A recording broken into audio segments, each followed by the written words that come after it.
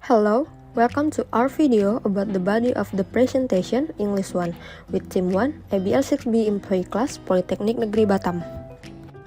Team 1 members consist of Rizkia Mulia Azizah, Sela Octavia, Dea Febricia, Indarti Nur Setiani, Fiarenzi Novita Alvareza, Nabila Mutiara Fernanda, Fadilah Maulidia Hasanah, and Milesa Setia Dirsa.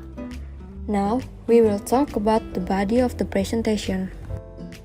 The body of the presentation needs to be well prepared so that the audience attention remains focused on the presenter.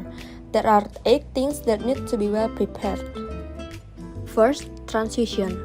In an oral presentation, we must guiding the audience through what we do concerning the overview that insert at the beginning.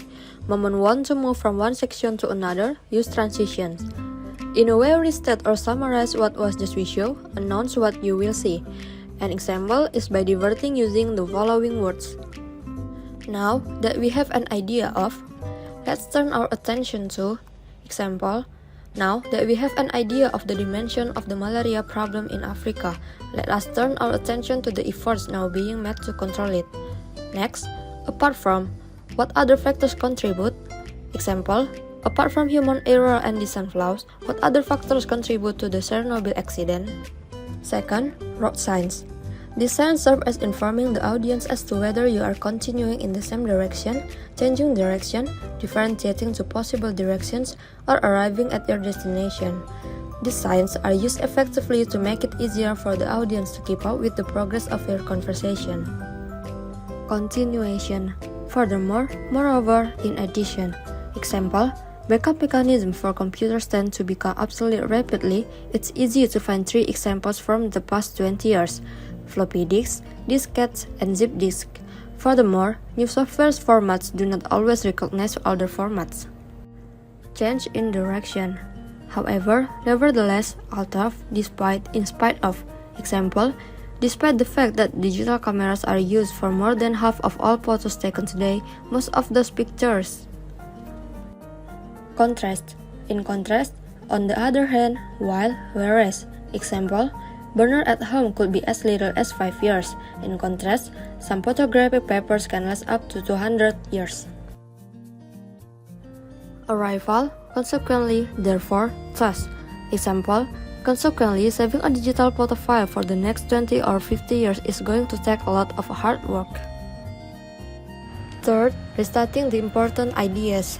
It's important to learn how to restate a main idea and summarize the key points in your presentations. Restating means expressing the same idea in different words with the aim that listeners understand and remember the important points you say. An effective way to make your key points stick is to repeat them again and again. Here are some example sentences for restating the idea. In simple terms, this means that, to put in more concrete terms, the point I'm trying to make here is, what I mean by this is, basically, what this means is. Fourth, using quotations. Quotation marks are punctuation marks used to enclose sentences directly from the speaker and also to mark utterance, quotes, phrases, or words. There are 2 types of quotation marks, single quotation marks and double quotation marks. Double quotes are used to quote a direct sentence, while single quotes are often used to talk about a specific word, such as a quote in a quoted sentence.